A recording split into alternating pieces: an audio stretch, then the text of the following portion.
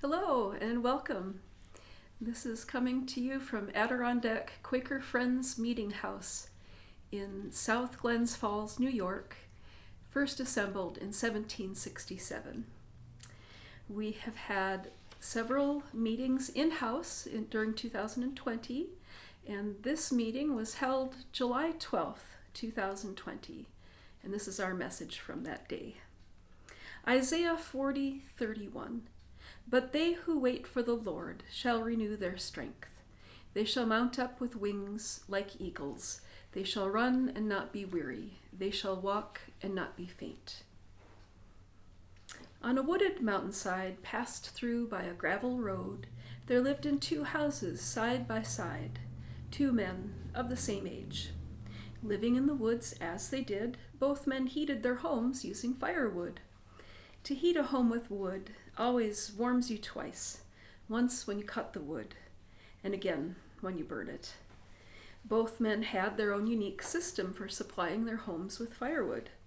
The first neighbor had a son, and 1 week late in the fall, they would both take time off from their work. Working morning to night, like industrious beavers, the two men would work themselves to the point of exhaustion, filling the truck bed with chunks of wood to take back to the house. Towards the end of the week, as the conical piles of wood grew, the men would drive to town to rent a wood splitter. Stopping for ice cream before heading back to town, the father and son would talk about their week in the woods. The second neighbor had his own approach. All through the year, a few times per week, he would select certain trees to cut and bring them down to the woodshed. Every night after supper, the man would split wood. Cutting firewood wasn't the only thing which brought the second neighbor out into the woodlots. He and his wife loved to plant new trees. Long about January, in each home, sweetly fragrant wood smoke would scent the air with its promise of warmth and plenty. Fires would crackle on the hearthsides, filling the homes with warmth, relaxation, and light. The first neighbor, having sold rather more cordwood than he'd planned, found that he was getting to the icy bottom of the piles of wood he put by, and he needed to buy firewood by the time the days were starting to get longer. The second neighbor continued to split firewood every night after dinner, and so he had plenty to sell to others in the neighborhood who were running low. There were certain neighbors in need to whom he would bring a free cord of firewood. Just before St. Patrick's Day, the second neighbor decided to take a week's vacation in order to rest up for the coming season.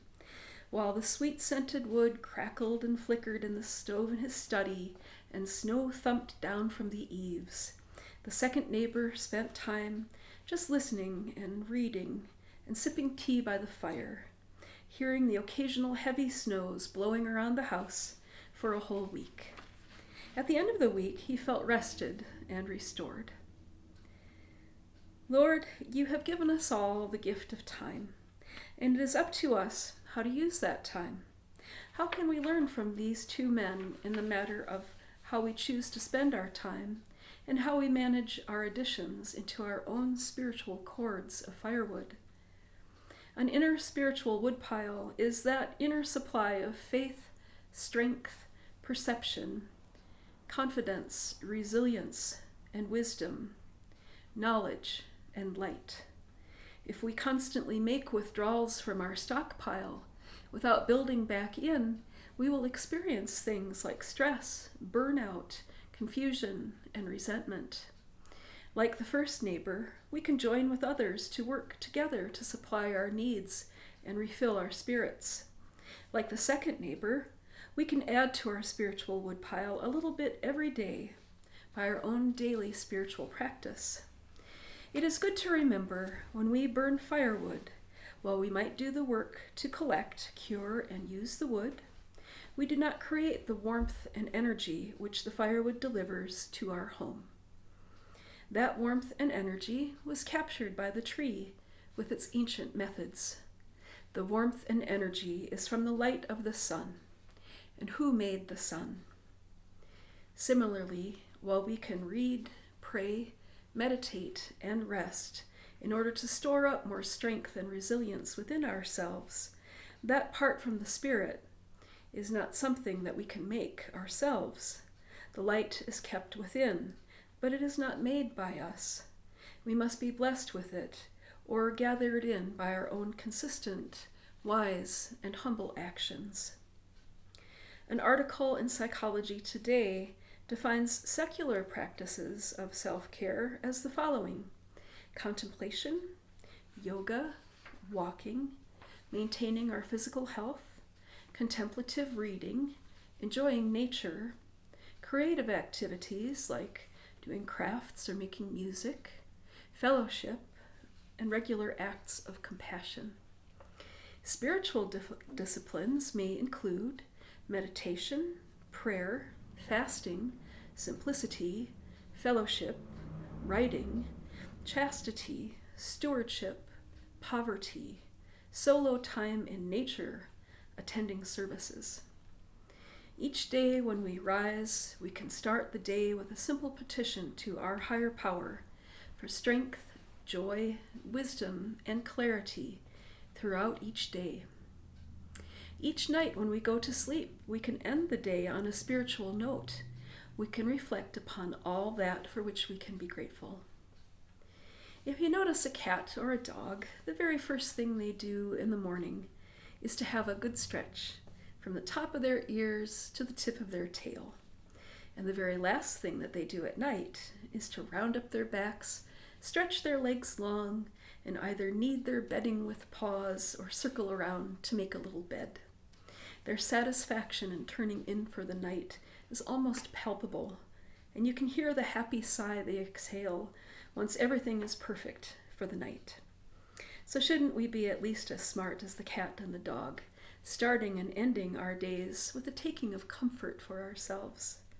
This is a very simple and natural part of our spiritual practice, being happy and grateful just for the simple gift of being alive.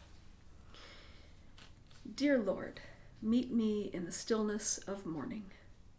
Move me to quiet my heart.